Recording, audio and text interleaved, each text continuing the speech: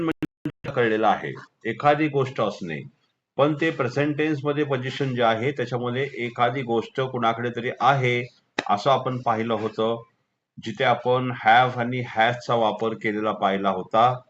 कारण तिथे हॅव आणि हॅज दोन सहाय्यकारी क्रियापदे असल्यामुळे तिथे आपल्याला दोन प्रकारे किंवा दोन भागांमध्ये कर्त्यांची विभागणी झालेली पाहायला मिळाली होती.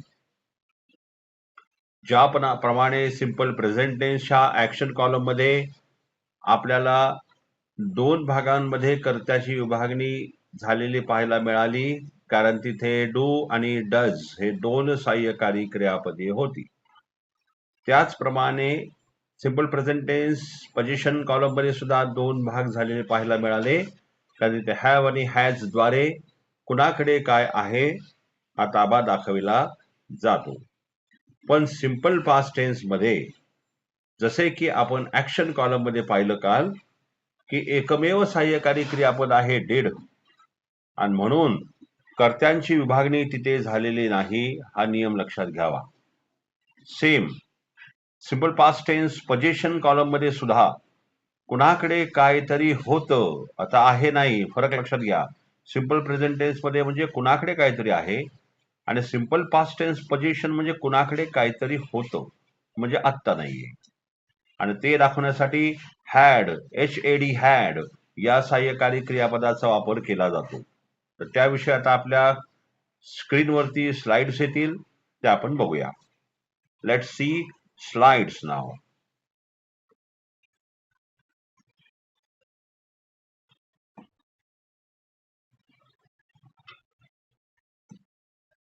येस, बघा स्लाइड वरती तुम्हाला दिसतंय का, simple present tense simple past tense लिहिलं आहे, त्याच्या खाली लिहिलंय पोझिशन, म्हणजे कुणाकडे तरी काहीतरी होतं, एखादी गोष्ट कुणाकडे होती म्हणताना त्याचे आपण वाक्यात बघणार आहोत. फक्त फॉर्म्युला पहिला बघून घ्या. पहिला करता येतो, कर्त्यानंतर हॅडचा वापर होतो, आणि मग पुढे नामाचा वापर होतो. या ठिकाणी क्रियापदाचा वापर होत नाही.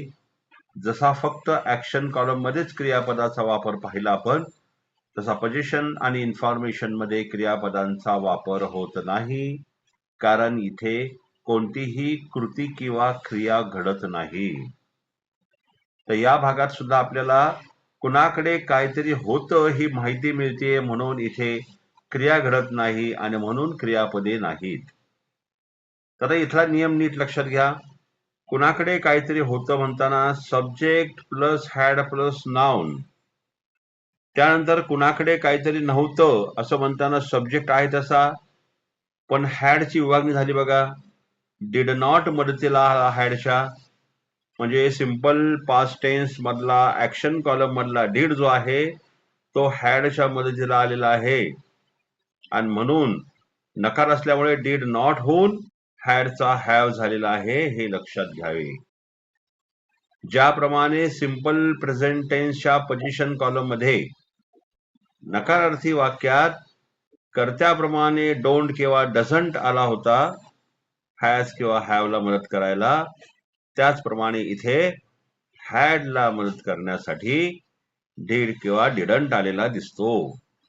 Subject plus didn't plus have plus noun, इथे हॅड कुठेही दिसत नाही, त्या डिड नॉटच्या जोडीला हॅडचा हॅव झालेला आहे. Let me mute you all. तर या ठिकाणी नकारार्थी वाक्यामध्ये कर्ता अधिक did not have plus noun, did not नंतर हॅव म्हणजे तो हॅड वरचा जो आहे ना त्याचा हॅव झालेला आहे. प्रश्नार्थी वाक्यामध्ये बघा डीड पहिला आलेला आहे, कुणाकडे काहीतरी होतं का विचारताना, मग डीड अधिक कर्ता म्हणजे सब्जेक्ट अधिक हॅव, जो हॅडचा हॅव झाला तो, अधिक नाम म्हणजे नाउन, आणि चौथा जो नकारार्थी प्रश्नार्थी प्रकार आहे त्याच्यामध्ये डिड नॉट म्हणजे डिडंट अधिक कर्ता अधिक हॅव आणि अधिक नाम असा प्रकार दिसतो. मग या चार फॉर्म्युलेस पाहिल्यानंतर नीट जर बघितले तर आपल्याला फक्त वरच्या म्हणजे होकारार्थी वाक्यात अफर्मेटिव्ह सेंटेन्स मध्ये हॅडचा वापर झालेला दिसतोय कर्त्यानंतर आणि लगेच नाम आलेलं आहे. पण लगेच खाली नकारार्थी वाक्यामध्ये कर्ता आहे तसा म्हणजे सब्जेक्ट आहे तसा आलाय. फक्त हॅड स्प्लिट झालाय. हॅड च्या ऐवजी डिड नॉट हॅव झाला, म्हणजे डिड नॉट आला मदतीला आणि हॅडचा हॅव झाला. हे रूपांतर लक्षात घेऊन मग पुढचे वाक्य बनवता येतील. मग पुढे नाम आलेलं आहे. प्रश्नार्थी वाक्यामध्ये डीड पहिला आला प्रश्न असल्यामुळे अधिक कर्ता म्हणजे सब्जेक्ट अधिक हॅव तोच हॅडचा झालेला हॅव अधिक नाम. आणि चौथा प्रकार डिड नॉट पहिला आला अधिक कर्ता अधिक हॅव अधिक नाउन. हे झालं प्रॉपर ग्रामरचं वाक्य.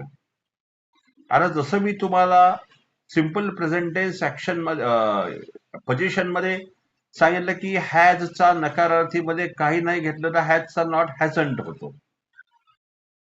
पहिला हॅज प्रश्नार्थीमध्ये आणि नकारार्थी प्रश्नामध्ये हॅझंट पहिला. तसा हॅवचा नकारार्थीमध्ये हॅवंट, प्रश्नार्थीमध्ये हॅव पहिला, नकारार्थी प्रश्नामध्ये हॅवंट पहिला. तो रूल सुद्धा इथे लागू पडतो. होकारार्थीमध्ये कर्त्यानंतर हॅड, नकारार्थी नंतर कर्त्यानंतर हॅड नॉट म्हणजे हॅडंट, प्रश्नार्थीमध्ये हॅड आणि नकारार्थी प्रश्नार्थीमध्ये हॅडंट पहिला. हे असं पण शॉर्टकट होऊ शकतो. पण माझं स्पेसिफिक म्हणणं असं आहे की तो शॉर्टकट आपल्याला नंतर चांगलं इंग्लिश जमायला लागलं की आपण बोलू शकतो.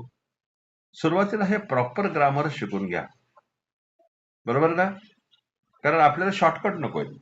शॉर्टकट जे आहेत त्याच्यामुळे मग ती क्वालिटी बाहेर येत नाही आपली. म्हणून आपल्याला शॉर्टकट्स नकोयत. चला आपण आता वाक्याला बघायचं. इथपर्यंत लक्षात आलं का? यात काय कोणाची शंका असेल तर मग you can ask me. Is there any question from your side? I think there is no question. Okay, fine. Okay, very good. So let's proceed further. Now we are going to have 1 minute. We are going to have another slide, and that is about 1 minute. That is about, yeah. आता बघा तुमच्या स्क्रीनवर 10 वाक्ये दिसत आहेत. पहिलं वाक्य आहे त्याच्याकडे गाडी होती. बघा इथे क्रियापद नाहीत कारण फक्त पोझिशन आणि ते सुद्धा भूतकाळातलं. त्याच्याकडे गाडी आहे नाही, त्याच्याकडे गाडी होती असं वाक्य आहे. चला आन्सर द क्वेश्चन. त्याच्याकडे गाडी होती कसे म्हणाल?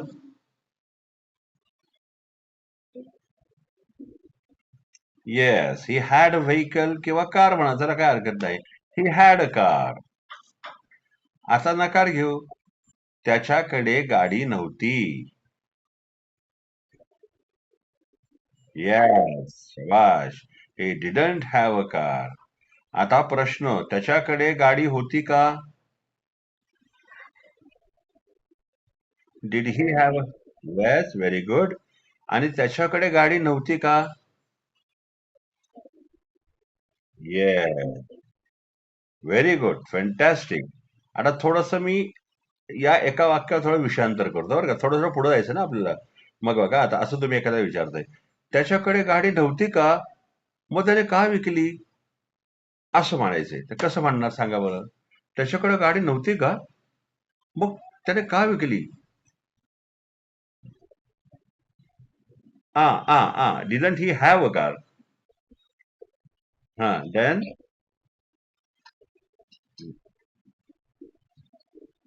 वाय? बर, वेल वेल ट्राय, वेल ट्राय. आता ऐका, दोन्ही वाक्य साध्या भूतकाळातले आहे. पहिलं वाक्य आहे पोझिशन वालं, त्याच्याकडे कार नव्हती का, आणि दुसरं वाक्य ऍक्शन वालं, का म्हणून वायने वाक्य सुरू झालं. मग त्याने का विकली? Then why did he sell it? आणि जर डीड नाही घेता तर वाय ही सोल्ड इट. बघा वाक्य काय बोलतो मी. वाय ही सोल्ड, सेलचा सेकंड फॉर्म काल शिकलो आपण. Then why he sold it. पण हे वाक्य कसं होतं बघा, मी सांगितलं ते ठीक आहे, वाय ही सोल्ड इट, पण खरं कसं होतं बघा. वाय की लगेच डीड येतो साध्या भूतकाळातलं सहाय्य क्रियापद. वाय डीड ही, आणि डीड आल्या म्हणून सोल्ड म्हणतात, सेल म्हणतात. तर why did he sell it, हे प्रॉपर. आणि तुम्ही म्हणलं व्हाय ही सोल्ड इट, चालतंय, समोरच्याला कळलं तुम्हाला काय म्हणायचंय. Why did he sell it, मी तुम्हाला एकदम प्रॉपर पद्धतीने सांगतोय, त्याच्यामुळे हे एकदम प्रॉपर ग्रामर होणार आहे. मग हे वाक्य कसं झालं बघा. SELL. बरं, आता तुम्ही विषय काढला म्हणून तुम्हाला सांगतो हा. सेलचे स्पेलिंग काय काय असतात. एक तर SELL सेल म्हणजे क्रियापद विक्री, विक्री करणे. आणि SALE सेल जे आपण बघतो ना, ते प्रदर्शन, त्याचं नाम. SALE सेल म्हणजे नाम, त्या विक्रीचं नाम, प्रदर्शन या अर्थाने. आणि SELL सेल म्हणजे क्रियापद, विक्री करणे. Got it.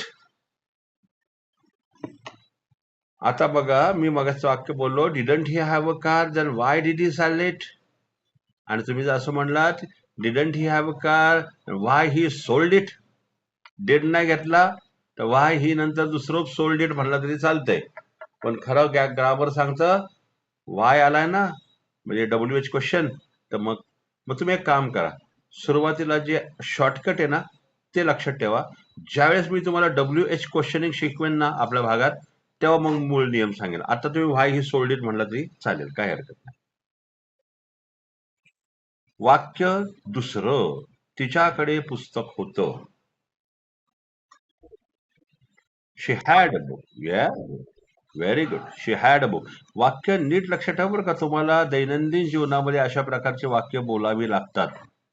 फक्त आपल्या डोक्यात अजून इंग्लिश बसलं नसल्यामुळे ते वाक्य समोरून निघून जातात, पण कळत नाही. आपण ओळखतच नाही त्यांना कुठल्या काळातली आहेत. कारण अजून ब्रेनला ती ओळखण्याची सवय नाही लागली. वाक्य खूप होऊन जातात आपल्या समोर, है ना. आला, तिच्याकडे पुस्तक नव्हते. She didn't have book. Very good, fantastic. आता तिच्याकडे पुस्तक होतं का. Did she, did she have a book. आणि पुढचं, तिच्याकडे पुस्तक नव्हतं का. Didn't she have a book, बरोबर. त्यांच्याकडे योजना होत्या. त्यांच्याकडे योजना होती, चला. त्यांच्याकडे योजना होती. They had a plan. They had a plan.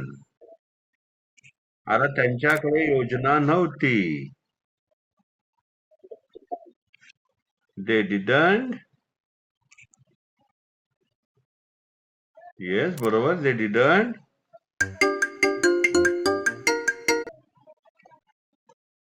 They didn't have a plan. They didn't have a plan. आवाज येतोय ना. हा, बर, त्यांच्याकडे योजना होती का. Did they have a plan. आणि त्यांच्याकडे योजना नव्हती का. हा, बरोबर. हे लक्षात ठेवा बरं का, डीड आला की हॅडचा हॅव झालाय, हे लक्षात ठेवा. आमच्याकडे कल्पना होती. आम्हाला कल्पना होती असं म्हणूया. आमच्याकडे न म्हणता आम्हाला कल्पना होती असं होणार, असं म्हणायचं असेल तर असं होणार. जाऊ द्या, अजून शिकायचं तुम्हाला ते फ्युचर टेन्स. आम्हाला कल्पना होती. We had an idea. We had an idea. आता आम्हाला कल्पना नव्हती.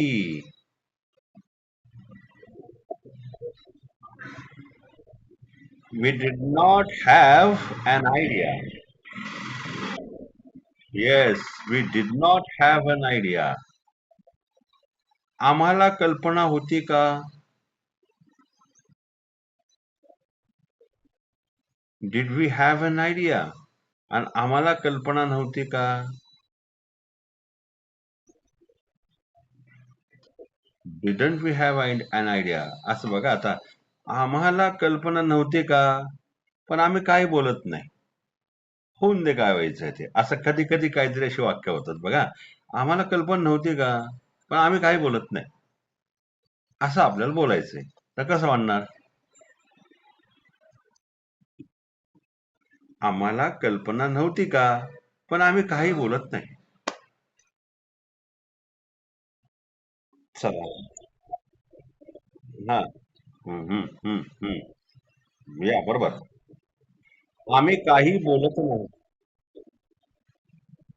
हा. Okay. Good try, good try. अजून कोणीतरी करा चला. हा. हा, डोंटचा वापर बरोबर केला, कारण मी साधा वर्तमान काळ घेतला होता. मग हे वाक्य didn't we have idea but we don't say anything. आम्ही काही म्हणत नाही. म्हणणे म्हणजे से.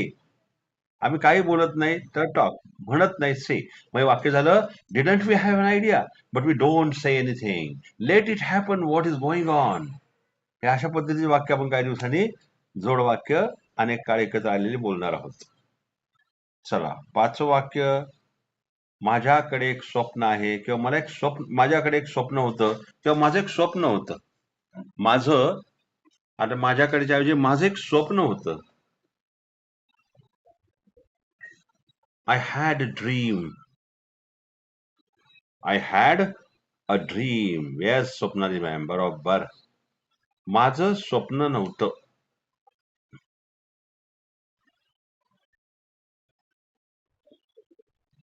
I didn't have a dream. आणि माझं एक स्वप्न आहे, कसं म्हणणार? माझं एक स्वप्न आहे.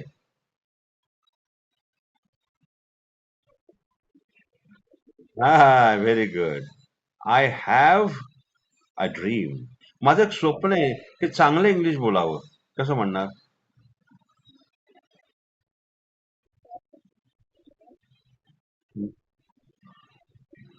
हा, हा. हम्म. हा, आता आहे का, टू घेतला तर आय इंजिन लावायचा. वाक्य असं होईल, I have a dream to speak good English. I have a dream to speak good English. आलं का लक्षात? बर. माझं स्वप्न नव्हतं. I did not have a dream. माझं स्वप्न होतं का?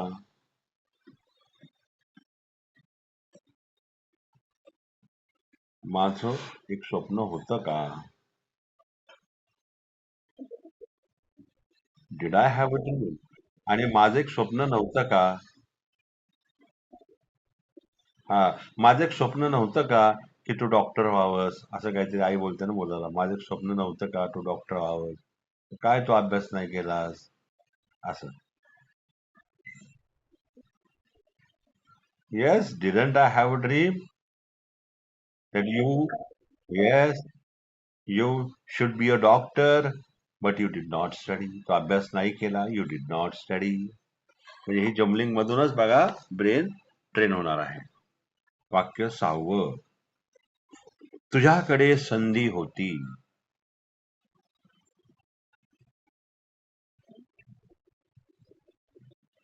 You you had. Yes, you had. हा, व्हेरी गुड.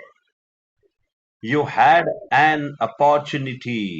संधी म्हणजे opportunity. You had an opportunity. तुझ्याकडे संधी नव्हती.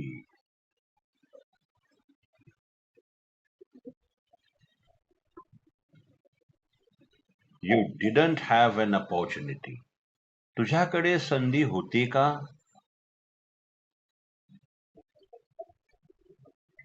Yes, did you have an opportunity. आणि तुझ्याकडे संधी नव्हती का?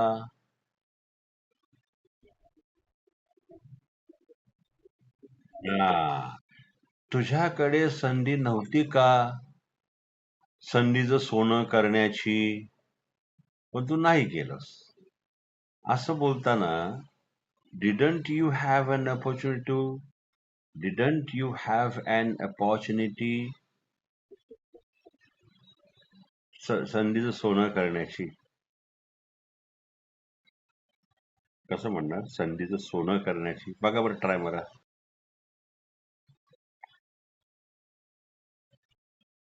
अलंकाराचे वाक्य आहे. संधीचं सोनं करणे म्हणजे त्याचा योग्य उपयोग करून घेणे, है ना?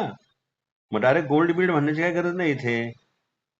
मग इथे म्हणणार नाही का, तर ते म्हणणार, didn't you have an opportunity to make it successful, to use it properly, but you did not. पण तू नाही वापरली, यू डिड नॉट. असं. हा, हे नंतर होईल म्हणा, डोंट वरी. आता बघा, कंपनीकडे एक प्रकल्प होता. प्रकल्प म्हणजे प्रोजेक्ट. हा, कंपनी हॅड अ प्रोजेक्ट. कंपनीकडे प्रकल्प नव्हता.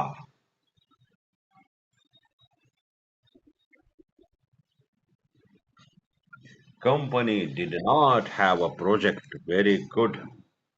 कंपनीकडे एक प्रकल्प होता का?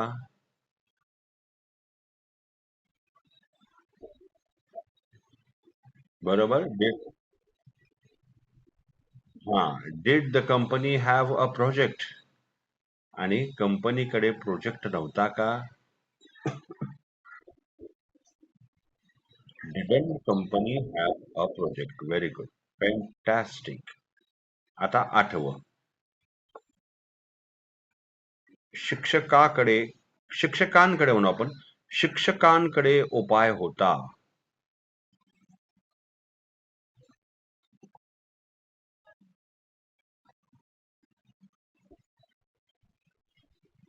The teachers. हा, शाबाश. Very good, very good, very good. See, the teachers had a solution. आता उपायला अजून एक म्हणतात सोल्युशन किंवा remedy. The teachers had a remedy किंवा सोल्युशन म्हणा, काय हरकत नाही. शिक्षकांकडे उपाय नव्हता.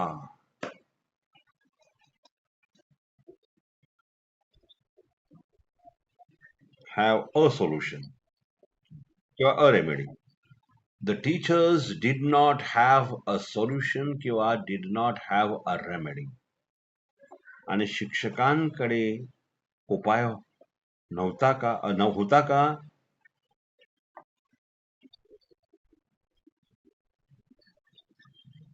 हा, did the teachers have a solution. आणि शिक्षकांकडे उपाय नव्हता का? Didn't the teacher didn't the teacher have a solution. नववं वाक्य. गावात एक मंदिर होते. गावाकडे म्हणजे आपण म्हणू गावात एक मंदिर होतं.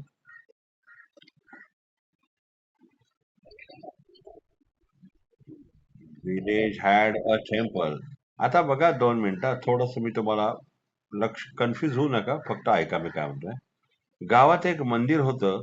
हे वाक्य ना इन्फॉर्मेशन कॉलम मध्ये पण जाऊ शकतं, माहिती या क्षेत्रामध्ये, जे पास्ट टेन्स मधलं आहे. मग गावात एक मंदिर होतं. The village had a temple किंवा there was a temple in the village. हे आपण उद्याच्या भागातले इन्फॉर्मेशनच्या.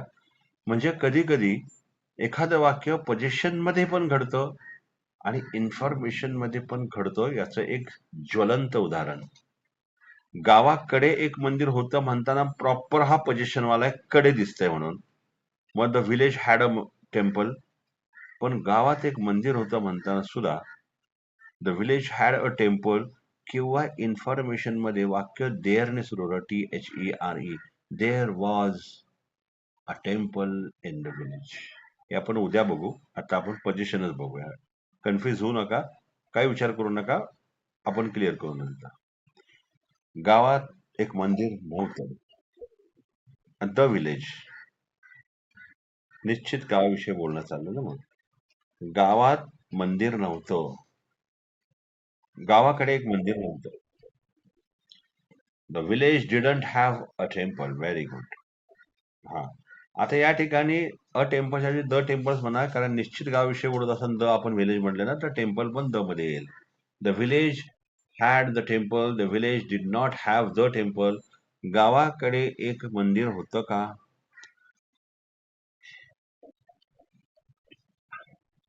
Have have have. हा, the village have the temple. आणि गावाकडे एक मंदिर नव्हतं का?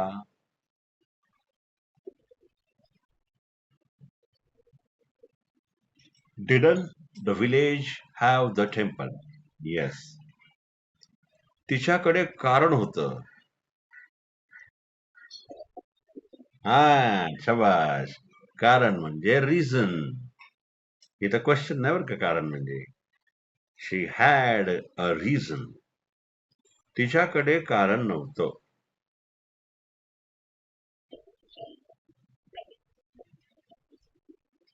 शी didn't have a reason.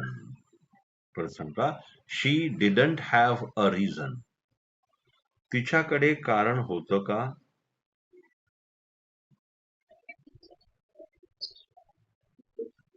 Did she have a reason. तिच्याकडे कारण नव्हतं का?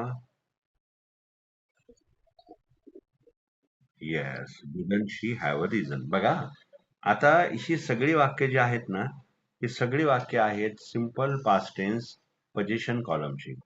आपण प्रवास करत करत 3 सिंपल प्रेझेंट टेन्स आणि चौथा सिंपल पास्ट टेन्सचा एक प्रकार, असे 4 प्रकार आपण घेतले. त्यातले 2 प्रकार होते ऍक्शनवाले. म्हणजे कुठले ऍक्शनवाले? तर सिंपल प्रेझेंट टेन्स ऍक्शन. आणि काय शिकलो तो? आपण 5 प्रकार बघितले, सॉरी 4 नाही 5. म्हणजे सिंपल प्रेझेंट टेन्स मधले 3 ऍक्शन, पोझिशन, इन्फॉर्मेशन. आणि सिंपल पास्ट टेन्स मधले 2 ऍक्शन आणि पोझिशन. आता या ठिकाणी 2 ऍक्शन कॉलम झाल्या. म्हणजे सिंपल प्रेझेंट टेन्स एक ऍक्शन आणि सिंपल पास्ट टेन्स एक ऍक्शन. त्याच्यामध्ये आपल्याला क्रियापदांचा वापर झालेला दिसला. पण सिंपल प्रेझेंट टेन्स पोझिशन आणि इन्फॉर्मेशन मध्ये क्रियापद नाहीये. आणि तसे इथे सुद्धा सिंपल पास्ट टेन्स पोझिशन मध्ये क्रियापद नाहीत. बरोबर. आता आपण ही जी 10 वाक्य आहेत ना, या 10 वाक्यांना आपण पटापट सिंपल प्रेझेंट टेन्स एक एकच म्हणजे होकारार्थी सिंपल प्रेझेंट टेन्स पोझिशन मध्ये घेऊन जाऊ. बघा पटापट. माझ्याकडे गाडी आहे, सॉरी, त्याच्याकडे गाडी आहे. सांगा. शबाश, व्हेरी गुड. हॅज बरोबर वापरला, fantastic. He has a car. तिच्याकडे पुस्तक आहे. शी हॅज अ बुक. एक minute. She has a book. Very good. आता त्यांच्याकडे योजना आहे.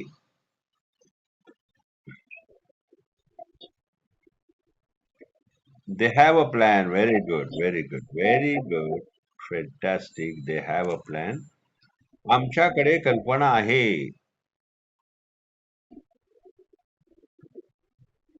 We have an idea.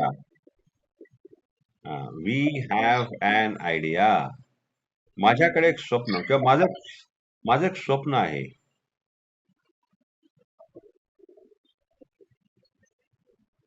I have a dream. त्याच्याकडे संधी आहे. तुझ्या यू हॅव अन अपॉर्च्युनिटी. कंपनीकडे एक प्रकल्प आहे.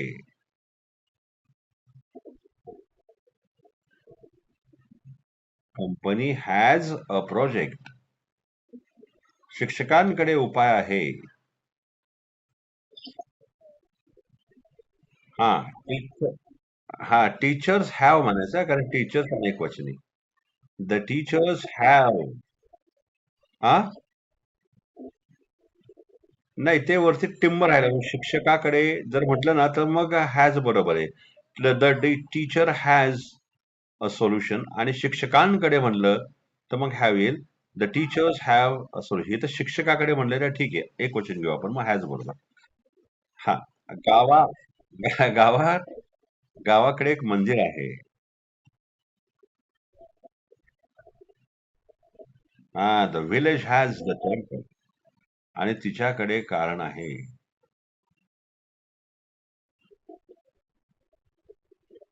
हा, शी हॅज अ रिझन. बरोबर. शाबाश. Very good. फॅन्टॅस्टिक. एक मिनिट. हा, कुठे गेला? हा. आता आपण शेवटच्या काही वेळामध्ये थोडस अजून एक प्रॅक्टिस घेऊ आपण. हा, थांबा. 1 मिनिट. Where it is. माझ्याकडे कल्पना आहे. हा, दिसतंय का तुम्हाला स्क्रीनवर? हॅलो, बघा पहिलं वाक्य आहे, तो अभ्यास करतो व त्याने काल अभ्यास केला. दोन काळ पहिली दिसते का? Okay fine. 1 minute, 1 minute, let me C.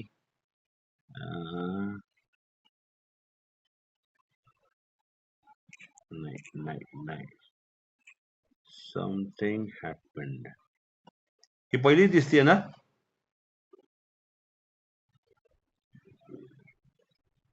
हा, 1 मिनिट. बरं, ही दिसते आता? हा, तो अभ्यास करतो त्याने काल अभ्यास केला. दोन काळ घेतले, simple present tense action, simple past tense action. हे मी तुम्हाला पहिलं वाक्य सांगा, पुढचं पाठवून देणार आहे. तो अभ्यास करतो.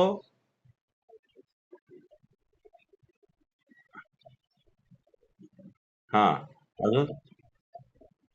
हा, येस. ही डज स्टडी घ्या किंवा ही स्टडीज घ्या. डज नाही घेतला तर स्टडीला ES. He studies. त्याने काल अभ्यास केला. त्याने काल अभ्यास केला.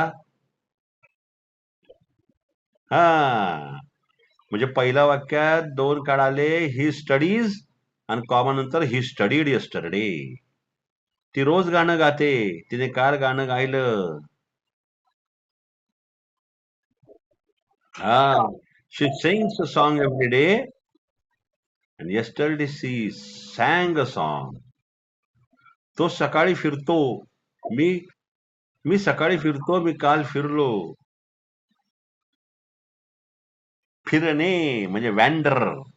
I wander in the morning, yesterday I wandered. आणि तो ऑफिसला जातो, ते ऑफिसला जातात, ते काल ऑफिसला गेले. They go to the office आणि yesterday they went to the office. दुसरं रूप घेतलं. तो क्रिकेट खेळतो, त्याने काल क्रिकेट खेळले. He plays he plays cricket आणि yesterday ही प्लेड क्रिकेट. अशा प्रकारची मिश्र वाक्य तुम्हाला देऊ का आता होमवर्कला? येस. म्हणजे काय होईल, थोडस अजून छान प्रॅक्टिस करता येईल आपल्याला, नाही का? आणि एक लक्षात ठेवा, आता हळूहळू अभ्यास पुढे चाललेला आहे.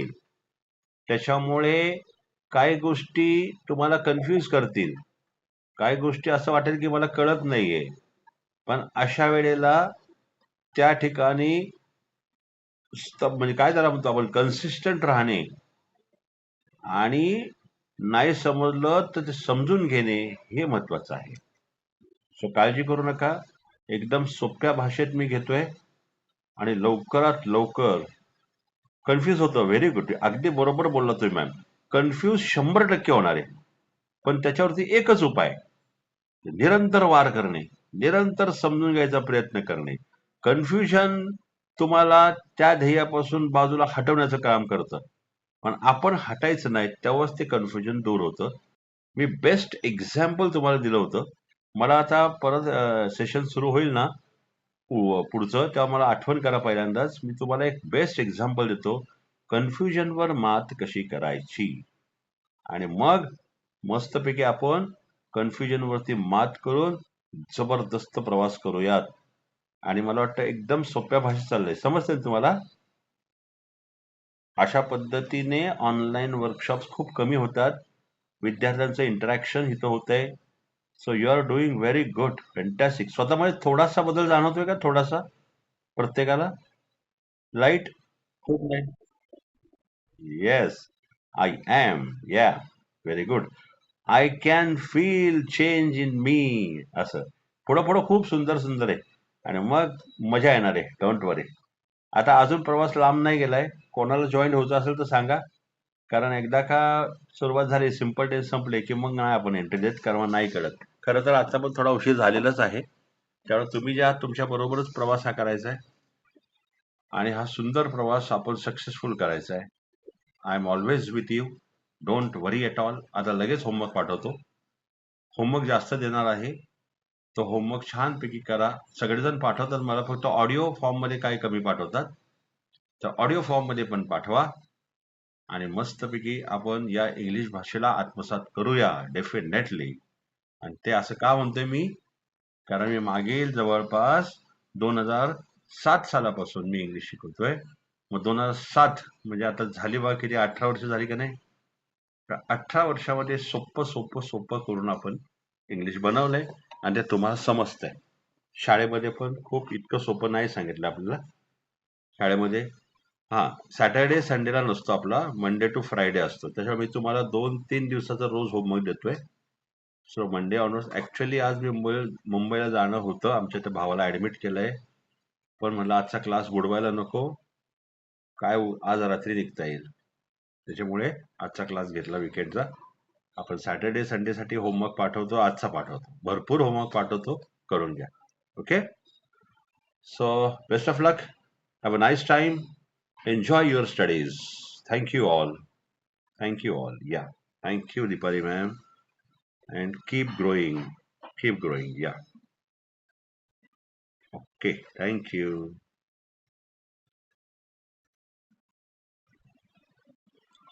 Thank you, Ratna ma'am. Thank you. आपण आता सर्व इतके छान प्रयत्न करताय ना, वा. ते बघितलं की बरं वाटतंय. गुड. चलो, see you on Monday. Have a nice time.